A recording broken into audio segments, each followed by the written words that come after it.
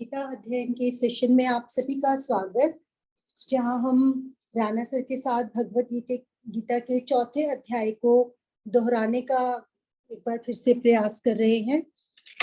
कल हमने श्लोक नंबर 1 और 2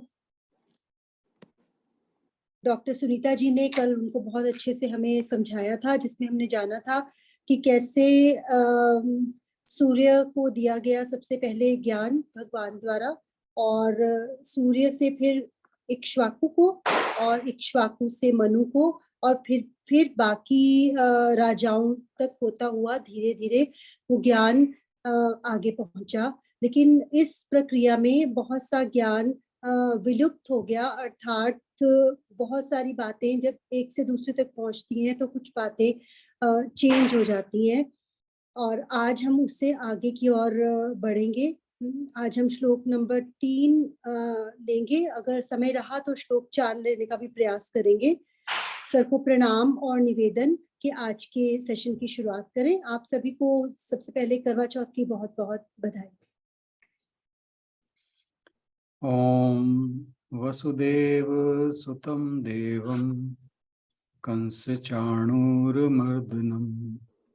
देवकी परमानंदं कृष्णं वंदे गुरुं।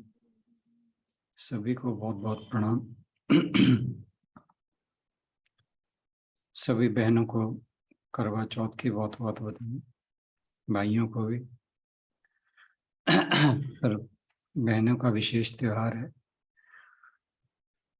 हम गीता जी के चौथे अध्याय पर पुनश्चर्चा कर रहे हैं, और आज बारी है श्लोक नंबर 3 की। गुलशन बहन से अनुरोध की चर्चा को शुरू करें, और बाकी सभी से भी अनुरोध कि वो इस श्लोक से संबंधित अपने अपने अनुभवों को जरूर शेयर करें। गुलशन बहन। हरिओम जी। ओम श्री परमात्मने नमः। अथ चतुर्थोऽध्यायः श्लोक नंबर 3।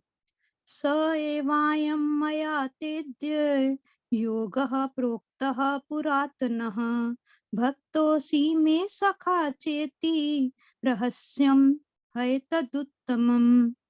इसमें भगवान जी अर्जुन को कह रहे हैं कि तू मेरा भक्त और प्रिय सखा है, इसलिए यह पुरातन जो कर्म योग मैंने पहले कहा है, पहले मैंने सूर्य को कहा, सूर्य ने फिर अपने पुत्र मनु को कहा, और मनु ने अपने पुत्र राजा इक्ष्वाकु से कहा। इस प्रकार ये परंपरा चलती रही, और यही जो योग है ये आज मैं तुझसे कहा है, क्योंकि यह बड़ा ही उत्तम रहस्य है, अर्थात ये गुप्त रखने योग्य विषय है। अब इसमें भगवान जी ने अर्जुन को यह रहस्य इसलिए कहा कि मनुष्य जो है अपने मन की बात या रहस्य या कोई गुप्त बात होती है, वो मतलब हर किसी से नहीं कह सकता। तो वो मन की बात हम उसी से कहते हैं जो जिसे हम अपना प्रिय मानते हैं, तो उसी से हम अपने मन की बात कह सकते हैं। तो इसमें अब ये बात, यहाँ ये भी बात आती है कि अर्जुन को ही क्यों कहा ऐसा उन्होंने। तो एक तो अर्जुन जो था वो युद्ध क्षेत्र में पिछले अध्याय में हमने पढ़ा कि बहुत व्याकुल हो रहा था कि मैं युद्ध नहीं करूंगा, उसने सब शस्त्र छोड़ दिए थे, और फिर उसने ये भी बोला था कि मैं आपकी शरणागत हूँ। उसने भगवान की शरणागत स्वीकार कर ली थी, और उसके अंदर ज्ञान की व्याकुलता भी थी, जिज्ञासा भी थी, और शरणागति भी थी। और जो ये व्याकुलता होती है, जिज्ञासा होती है, शरणागति जब मनुष्य कर लेता है तो वो एक तरह से ज्ञान का अधिकारी बन जाता है। तो इस तरह से भगवान कृष्ण ने भी देखा कि इसके अंदर जिज्ञासा भी है, व्याकुलता भी है, और इसे किसी तरह समझाना भी है। तो इस तरह से वो उसको, अर्जुन को, यह जो कर्मयोग का रहस्य है, और कर्मयोग के बारे में वैसे हम काफी तीसरे अध्याय में विस्तार से जान चुके हैं, तो वो रहस्य जो था वो उसको देना चाह रहे थे कि वो किसी तरह से युद्ध के लिए खड़ा हो जाए। अब इसमें एक बात आती है कि उत्तम रहस्य कैसे है। अब भगवान में इसमें भगवान के कहने का भाव ये है कि ये योग सब प्रकार से के दुखों और बंधनों को छुड़ाकर परमानंद स्वरूप परमेश्वर को आसानी से प्राप्त करा देने वाला है। क्योंकि जब हम निष्काम होकर कर्म करते हैं तो वो हम कर्म बंधन से मुक्त हो जाते हैं और हम दूसरों की भलाई के लिए ही सारा काम करते हैं। यही हम एक तरह से कर्म योग यही है कि दूसरों के हित के लिए काम करना, अपना स्वार्थ ना देखना, दूसरों के लिए काम करना। कि संसार के लिए अगर हम कर्म करेंगे और हमारे लिए वो एक तरह से योग बन जाएगा। तो इस तरह से वो भगवान ने अर्जुन को अपना सखा जानकर और अपना शरणागत जानकर ये रहस्य जो कर्म योग का रहस्य था, ये अर्जुन को देना चाहा और अर्जुन के जरिए हम सब तक ये जो पहुंचे, ज्ञान पहुंचे, इसकी चर्चा जो है वो इस श्लोक में की गई है। बहुत अच्छे।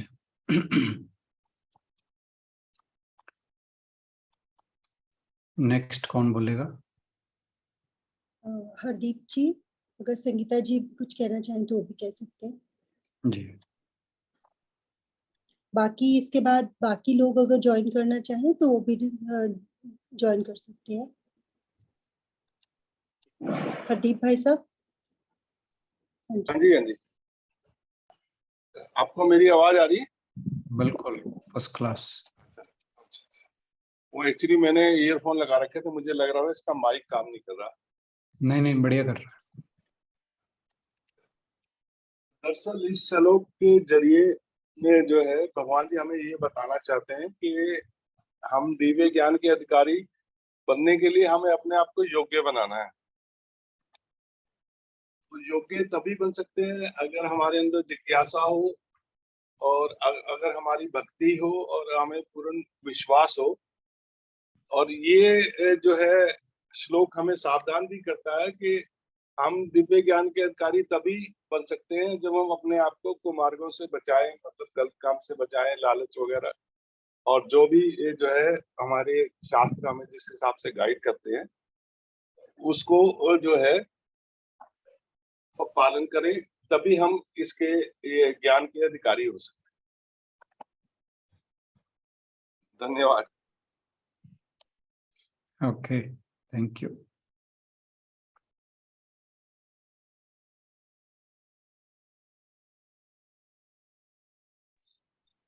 हाँ जी, संगीता जी। मुझे कुछ नहीं कहना, मैं सुन रही हूँ। ओके, आज थोड़ा बिजी थे, मैं पहले ड्यूटी लगाने से पहले मुझे ध्यान नहीं रहा। डॉक्टर सुनीता जी, उषा जी, शुभा लक्ष्मी जी, मिसेस पाठक, कुसुम जी, अंजू जी। हाँ जी,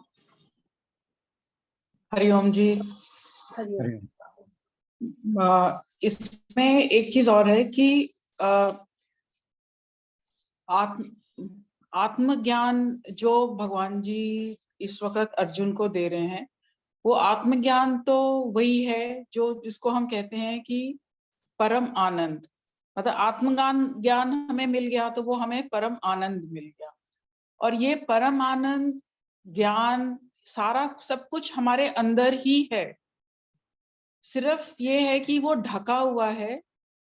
जब हम उसका वो आवरण हटा देते हैं, और वो हम हटा कैसे सकते हैं? वो हम हटा सकते हैं अपने कर्मों को शुद्ध करके, यज्ञ रूप बना के। जब हम अपने कर्मों को ठीक कर लेते हैं, हम जिज्ञासु हो जाते हैं, हमें हमारे में, जैसे अभी गुलशन बहन जी ने कहा, कि वो तत्परता आ जाती है, तब वो हमारे आवरण अपने आप हट जाते हैं और हम उस ज्ञान को प्राप्त कर सकते हैं।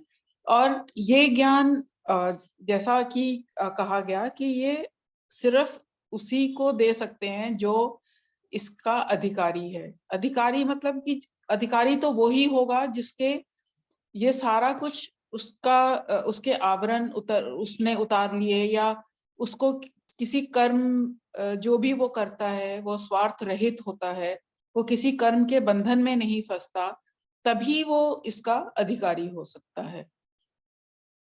इस कंडीशन में ही हमें मिल सकता है। और दूसरा ये कि अगर हमारे वो आवरण मतलब जैसे हम ढका हुआ है, वो ज्ञान हमारे अंदर है पर वो ढका हुआ है, उस हालत में तो अगर हमें कोई समझाएगा तो भी हम उसकी बात को समझने के लिए तैयार नहीं हो सकते हैं, हमें समझ ही नहीं आएगी और हम तैयार नहीं होंगे। तो जब तक हम अपने आप को पहले शुद्ध नहीं कर लेते हैं तब तक हम अधिकारी नहीं बनते हैं। और और अर्जुन को ही इसलिए चुना गया क्योंकि अर्जुन का भगवान जी को पता था कि ये अभी क्षणिक मोह में पड़ गया है। क्योंकि चैप्टर 1 में भी हम पढ़ते हैं, देखा हमने कि वो खुद से तैयार है, तभी वो कृष्ण भगवान जी को कहता है कि आप मुझे सेना के बीच में लेके जाओ ताकि मैं देख सकूं कि मुझे किसके साथ लड़ना है और कौन है वो लोग जो लोग दुर्योधन का साथ देने को तैयार हैं।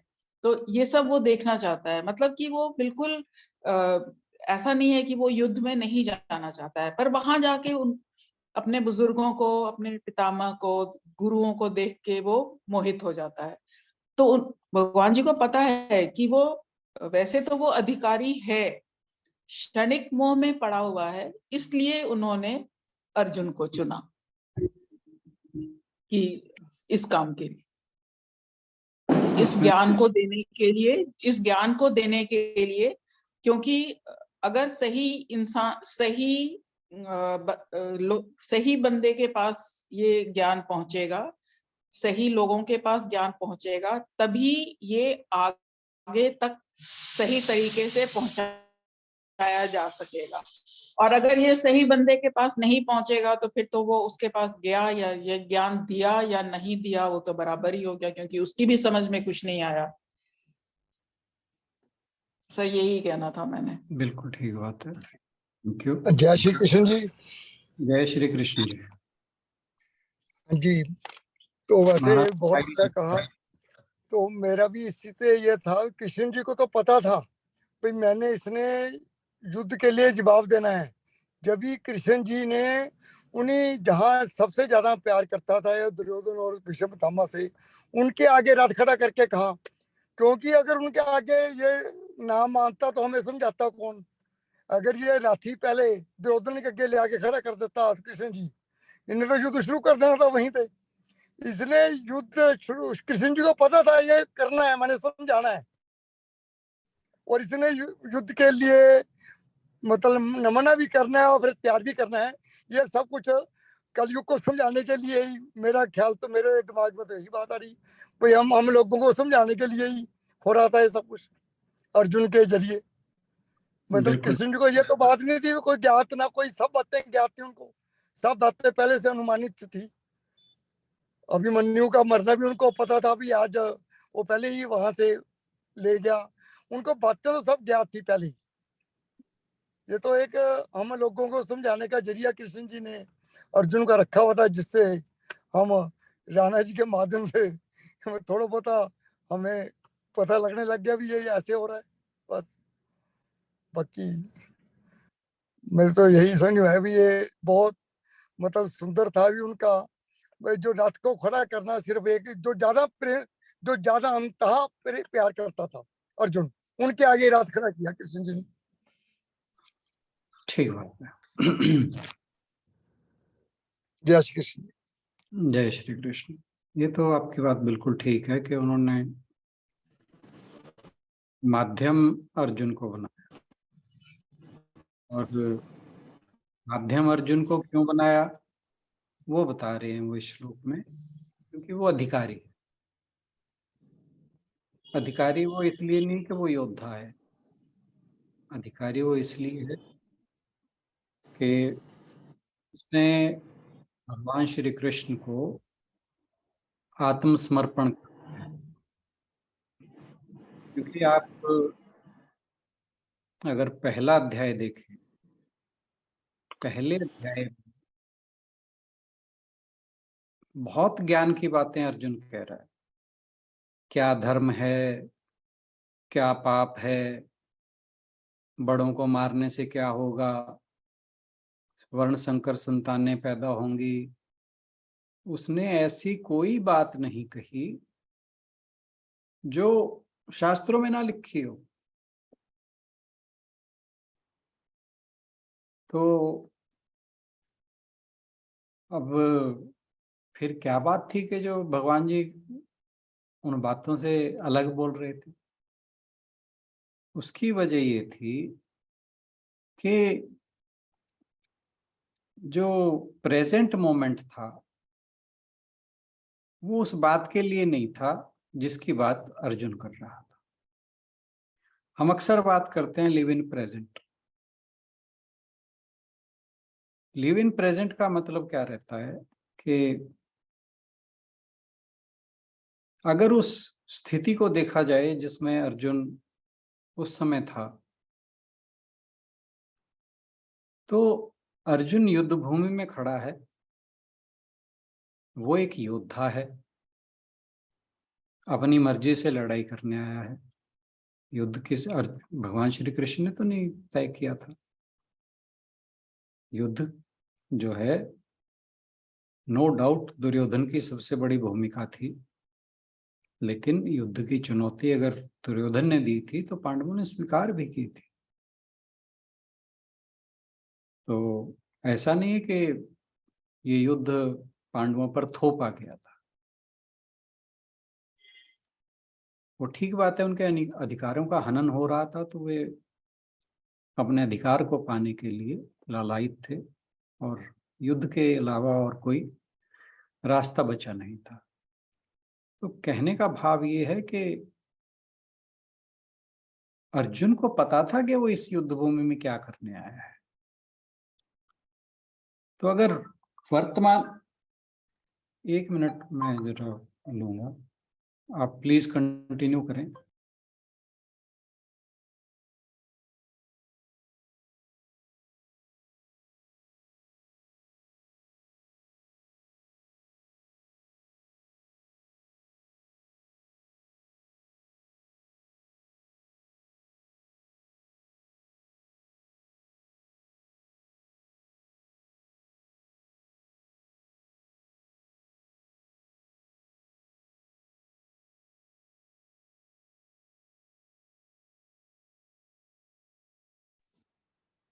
यदि आज श्लोक 4 नहीं ले पाएंगे तो संगीता जी, हरदीप जी और गुलशन जी का ही रहेगा श्लोक नंबर 4, और कल फिर उस पे ही डिस्कशन करेंगे आगे।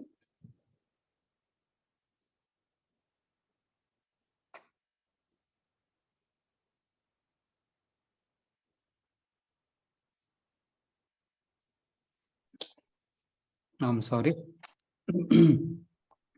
तो हम बात करते हैं कि लिविंग इन द प्रेजेंट। तो जो प्रेजेंट मोमेंट था अर्जुन का, वो था कि उसे युद्ध करना था। अब वो उसे जो युद्ध के समय बातें याद आई, नो डाउट इसमें भगवान श्री कृष्ण ने भी अपनी भूमिका बहुत चालाकी से निभाई, कहना चाहिए कि उन्होंने जाके जो रथ था वो दुर्योधन के बजाय भीष्म पितामह और द्रोण के सामने खड़ा कर दिया, क्योंकि अन्यथा वो युद्ध के लिए तैयार होके आया था। तो ये आप सोचें कि जब जब हम वर्तमान क्षण की बजाय भविष्य या पास्ट, अतीत के बारे में चिंतित हो जाते हैं, तो फिर हमारे मन में भ्रम का उत्पन्न होना निश्चित है, जो अर्जुन के साथ हुआ। क्योंकि जब युद्ध भूमि में खड़े हैं आप और युद्ध के लिए बिगुल बज चुका है, तो फिर उसे याद क्या आ रहा है कि मैं इनकी गोद में खेला हूं, भीष्म पितामह के। और क्या याद आ रहा है कि मैं द्रोणाचार्य का शिष्य हूं। तो he has returned to past। अगर वो वर्तमान स्थिति को देखे और ये सोचे कि मुझे जो वर्तमान परिस्थिति है उसके अनुसार क्या करना चाहिए, तो बिना क्षण गवाए वो अपना तीर निकालकर युद्ध शुरू कर देगा। तो इससे हमें यह भी संदेश मिलता है कि हमें हर समय वर्तमान में जीना सीखना चाहिए, लिव इन प्रेजेंट मोमेंट। जो आज है, जो अब है, जो परिस्थिति हमारे ऐसी है, अगर हम अतीत के बारे में सोचकर परेशान होते रहेंगे या भविष्य के बारे में सोचकर चिंतित होते रहेंगे तो वर्तमान है उसे। सुनीता बहन जी, आप जरा म्यूट कर लेना अपना। हाँ जी, थैंक यू।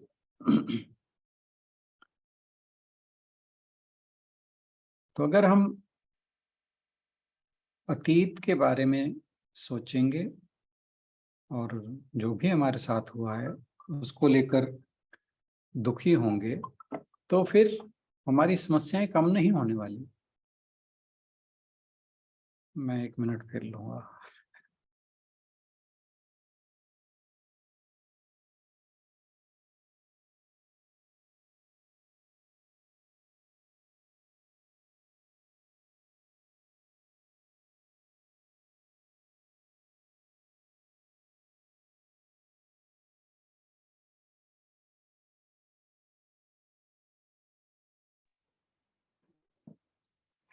अंजू जी, आप कुछ कहना चाहेंगे तब तक श्लोक के बारे में, या मिसेस पाठक?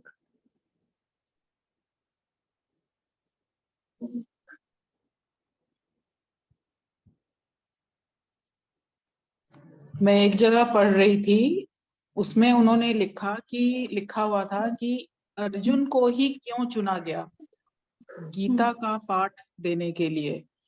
अर्जुन को इसलिए चुना गया था क्योंकि जो बाकी युधिष्ठिर और कृष्ण जी और जो बाकी लोग थे, उनको पता था कि ये एक इमोशनल इंसान है और ये सत्य पे रहता है।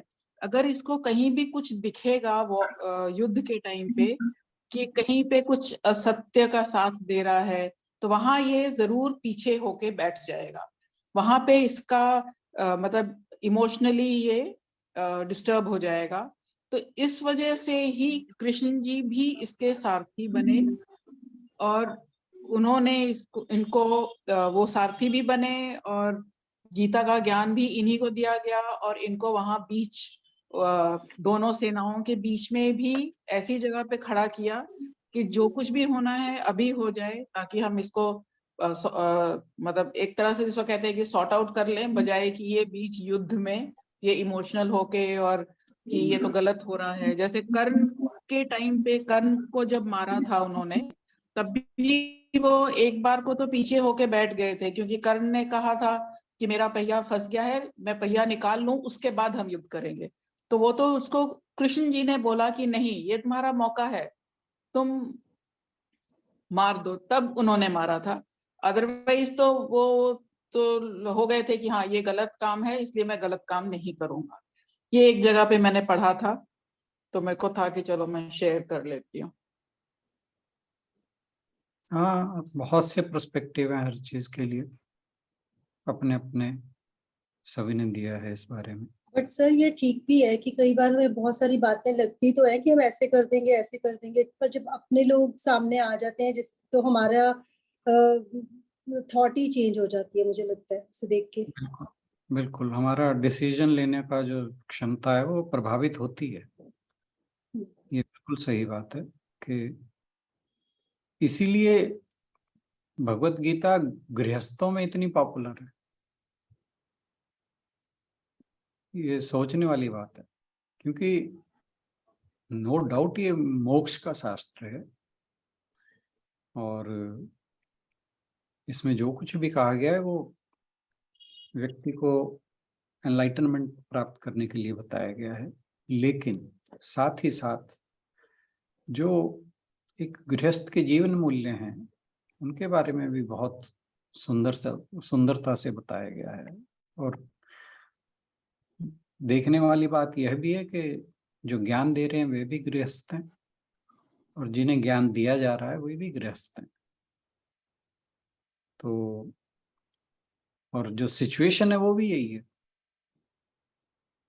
कि अर्जुन के सामने गुरु द्रोण और उसके दादा भीष्म खड़े हैं। तो अगर ये दोनों ना होते या उसका स्वजन की बात ना आती उसके मन में, तो उसे निर्णय लेने में कठिनाई नहीं होने वाली थी। ये बिल्कुल सही बात है कि जब हमारा सामना अपनों से होता है तो हमारा निर्णय जो हम लेना चाहते हैं कई बार वो नहीं ले सकते, नहीं ले पाते, और ऐसा हम सब के साथ होता है। ये बिल्कुल सही बात है। और सर एक बात और भी है कि वो अर्जुन इस टाइम तक रिसेप्टिव हो गया था, मतलब बिल्कुल ठीक। वो ज्ञान प्राप्त करने के लिए तैयार था। जब हम ऐसे हो जाएं कि हाँ अब हम आपके भरोसे हैं, तभी कोई हमारा हाथ पकड़ेगा ना, तभी बिल्कुल वो तो भगवान जी ने इसीलिए भी किया क्योंकि अर्जुन तैयार हो गया था वो उनकी बात मानने के लिए, बिल्कुल उनसे ज्ञान लेने के लिए। बिल्कुल सही बात है, क्योंकि मैंने जैसे कहा कि पहले अध्याय में उसने पूरा ज्ञान देने की कोशिश की थी भगवान जी को, जैसे जी। ज्ञान भगवान जी को कुछ पता ना हो। उसने सब जितने भी तर्क दिए, मैं पहले ही कहा फिर रिपीट करता हूँ कि उसने जितने भी तर्क दिए वो शास्त्र सम्मत थे। ऐसी कोई बात नहीं उसने कही जो तर्कहीन हो। कौन सी बात पाप वाली है, कौन सी अधर्म है, किससे क्या होगा, ऐसा करने से क्यों होगा, उसने सारे तर्क। लेकिन जो बात गड़बड़ थी वो स्थिति गलत थी। इसीलिए भगवान जी ने शुरुआत में ही पहले ही श्लोक में, जब 11वें श्लोक में कहा उसे, तो उसे पहले ही कहा प्रज्ञावादांशपास से, तो ज्ञानियों की तरह बात करता है। तो उसे कहा, वो ज्ञानियों की तरह बात करने का जो उन्हें ताना दिया था वो इसीलिए दिया था और एक कि बात और है सर, बातें उसने सारी ही ज्ञान की थी, लेकिन संदर्भ गलत था। और भगवान जी उसके स्वभाव को जानते थे कि ये मेरी बात सुनेगा भी सही और मेरे को इसके माध्यम से सबको ज्ञान देना भी है। ये जो लुप्त हो चुका है ज्ञान, वो सारे दुनिया तक पहुंचाना है। दुर्योधन को कहते तो वो तो अड़ब इंसान था, वो तो सुनने वाला था नहीं। तो बिल्कुल वो जो सुनने वाला है, भगवान जी पूरी तरह से उसे अच्छे से समझाएंगे ताकि हमारी समझ में अच्छे से आ जाए, हम नॉर्मल लोगों की। तो बिल्कुल। शायद इसीलिए उन्होंने अर्जुन को चुना। ये पहले श्लोक में भगवान जी ने बता दिया था इस अध्याय में कि ये मैंने ज्ञान शुरू में, जो सृष्टि के प्रारंभ में सूर्य को दिया था। जी। भगवान जी ने ऐसी बात नहीं कि अर्जुन उनका सिर्फ मित्र था, he was pure at heart. तो और उन्हें पता था कि इसके माध्यम से इस ज्ञान का प्रचार प्रसार हो सकता है और सही ढंग से होगा। तो उन्होंने सही माध्यम चुना, सही व्यक्ति चुना। उसे बचपन से वो जानते थे, उस एक ही वेवलेंथ पे थे, उनकी ट्यूनिंग उससे अच्छी थी। और यह गुरु शिष्य के बीच में, जब तक आप ये देखिए, रामकृष्ण परमहंस और विवेकानंद, इन दो गुरु शिष्य को देखिए, तो अगर आप इनके चरित्र को देखेंगे दोनों के, बिल्कुल ऐसे लगता है कि ये भगवान श्री कृष्ण और अर्जुन के रेप्लिका है ना। तो जो गुरु है वो देख कर ही देता है कि इसको ज्ञान की जो है कौन अधिकारी है कौन नहीं है। और ऐसा नहीं है कि रामकृष्ण परमहंस के अन्य शिष्य योग्य नहीं थे, और ऐसा भी नहीं है कि महाभारत के समय में इस ज्ञान का अधिकारी अर्जुन के अलावा कोई और नहीं था। बहुत से अच्छे लोग थे, ज्ञानी लोग थे, लेकिन जो गुरु है वो बहुत सोच समझ कर शिष्य चुनता है, और इस ज्ञान को किसे देना है वो सोच कर देता है। और क्योंकि शिष्य जो है वो इस काबिल होना चाहिए कि वो इस ज्ञान को समेट सके अपने अंदर, इस ज्ञान को आगे बढ़ा सके। क्योंकि भगवान जी ने कहा कि ये ज्ञान लुप्त प्राय हो चुका था, नष्ट हो चुका था। तो अगर अनधिकारी व्यक्ति को दिया जाए तो पहली तो बात ये है कि उसे जो देंगे वो, जैसे कहते हैं ना, भैंस गई भैंस पानी में, तो ऐसे व्यक्ति को देने का कोई फायदा ही नहीं है। तो इसीलिए भगवान जी ने अर्जुन को इस काम के लिए चुना।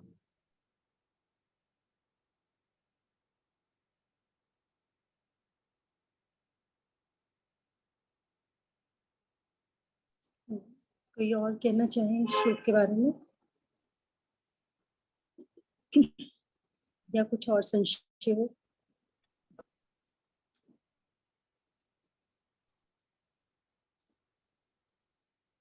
सर मीन्स इससे हमें यही सीखने को मिला कि एक तो अज्ञानी को ये ज्ञान नहीं दिया जाना चाहिए, और जैसा हरदीप भाई साहब ने कहा कि हम तो ये सोचे थे देना नहीं चाहिए, लेकिन उन्होंने बिल्कुल चेंज कर दिया कि हमें ऐसा बनना चाहिए।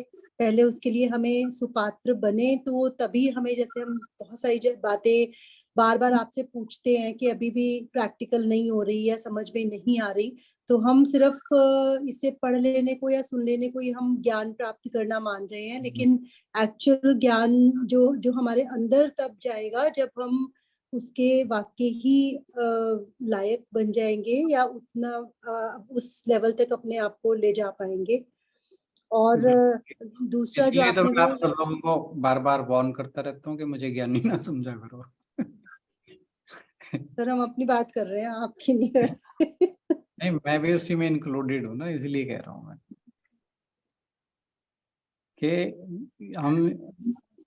मैं अपनी बात कहता हूँ कि अभी हम पढ़ पढ़ के बातों को समझे हैं कि ज्ञान का प्रकाश हमारे अंदर जो है प्रस्फुटित नहीं हुआ है, ये बात कह रहा हूँ। तो ठीक है, हमें प्रयास करना चाहिए और बहुत अच्छी बात है, और भगवान की बहुत कृपा है कि हम इस रास्ते पर चल चुके हैं। हमारे लिए यही एक प्रेरणा की बात है कि हम इस रास्ते पर निकल चुके हैं, और भगवान की कृपा होगी तो हम निश्चित तौर पर इस रास्ते पर आगे बढ़ते चले जाएंगे। लेकिन यह ज्ञान इतना आसान नहीं है,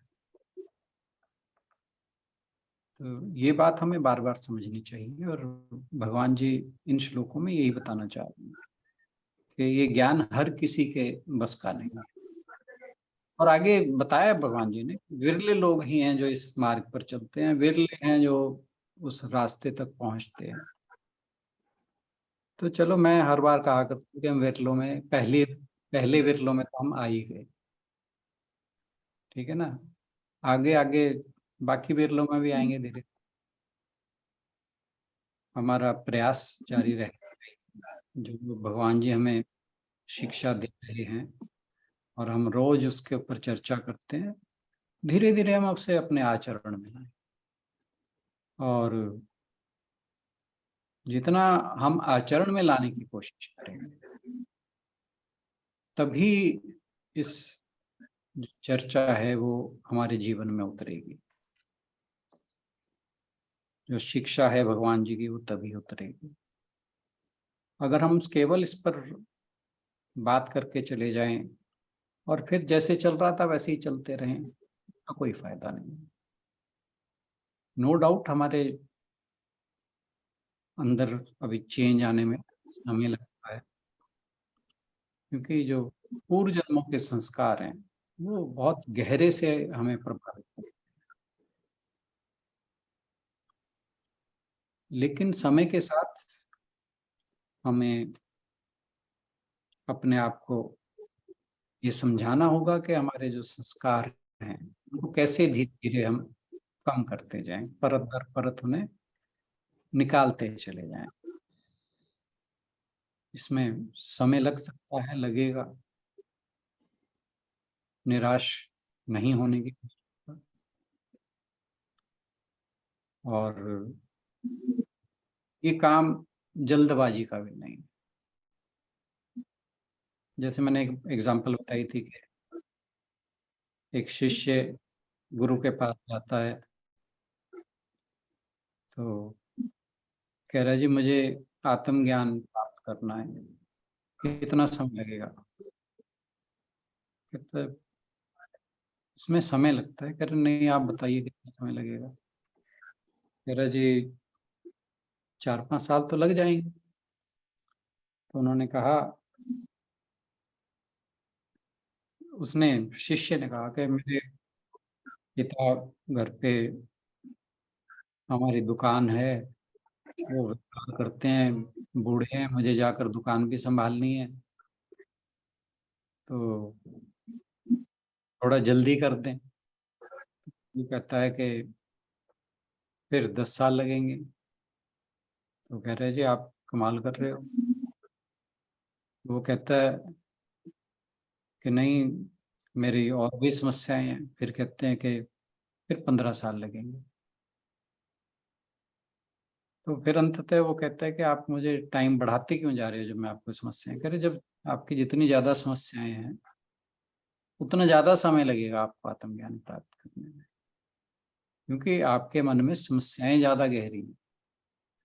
तो इसीलिए जो हमारे पूर्व जन्मों के संस्कार हैं वो इतने गहरे हैं कि हमें उन्हें जो संस्कार हैं, जो हमारे स्मृति में, मेमोरी, पास्ट के इम्प्रेशंस हैं, वो इतने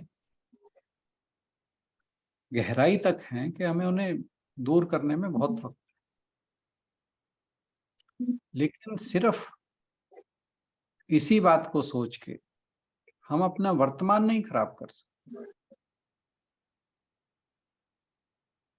तो हमारा प्रयास क्या होना चाहिए, जो हम इस वर्तमान समय में जो हमें समय मिला है उसे, ये भगवान जी की जो शिक्षा है उसे अपने जीवन में उतारें जितना हो सके। तो निश्चित तौर पर धीरे धीरे हम सफलता की ओर अग्रसर होंगे।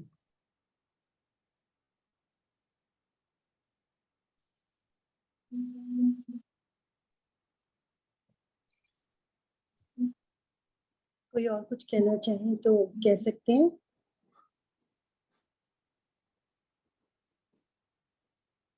करें समापन आज फिर। ओम पूर्णमदः पूर्णमिदं पूर्णात् पूर्णमुदच्यते पूर्णस्य पूर्णमादाय पूर्णमेवावशिष्यते। ओम शांति शांति शांति। हरि ओम। सभी को बहुत बहुत प्रणाम और इस चर्चा में जुड़ने के लिए बहुत बहुत धन्यवाद। सभी की ओर से राणा सर का बहुत बहुत धन्यवाद। और कल मिलते हैं भगवत गीता के अगले श्लोक के साथ। कल श्लोक 4 पर डिस्कशन होगी और यही 3 लोगों को मैंने दोनों श्लोक सर दिए थे, तो फिर यही 3 कंटिन्यू करेंगे इसको आगे, क्योंकि आज हम चौथा नहीं ले पाए। 5वां भी ले लें कल। ठीक है। 5वें की लिस्ट डाल दिया करो। ठीक है, लिस्ट डाल दी गई है, एक बार चेक कर ले, मैं दोबारा डाल देती हूँ। हाँ जी, एक बार मतलब एक दिन के 2 श्लोक का हम टारगेट रखेंगे, हों जितने मर्जी, उसके लिए हमें कोई जल्दी नहीं। टारगेट हम 2 या 3 नहीं जल्दी है। संगीता जी कह रहे थे जल्दी करो, इतनी देर लगा दोगे तुम नहीं तो। अरे भगवान का नाम है, इसमें क्या जल्दी है? नहीं सर, अगला अध्याय भी पढ़ना ना आपसे। एक बार सारे अध्याय पढ़ लें, फिर धीरे धीरे करते रहेंगे। मेरा 10वां अध्याय भी रह गया ना। चलिए पहले प्रार्थना कर लें, उसके बाद फिर डिस्कस करते हैं। मिसेस पुरी करेंगे आज प्रार्थना क्या? मिसेस पुरी बैठे हैं। हाँ जी मैं कर दूंगी। जी जी अभी आई हूँ। हाँ जी। ओम श्री परमात्मे नमः। ओम भूर्भुवः स्वः तत्सवितुर्वरेण्यं भर्गो देवस्य धीमहि धियो यो न प्रचोदयात् ॐ भूर्भुवस्सुः तत्सवितुर्वरेण्यं भर्गो देवस्य धीमहि धियो यो न प्रचोदयात् ॐ भूर्भुवस्सुः तत्सवितुर्वरेण्यं भर्गो देवस्य धीमहि धियो यो न प्रचोदयात् ओम शांति शांति शांति। हरिओम। धन्यवाद मिसेस पुरी। कल मिलते हैं भगवत गीता के अगले सेशन में।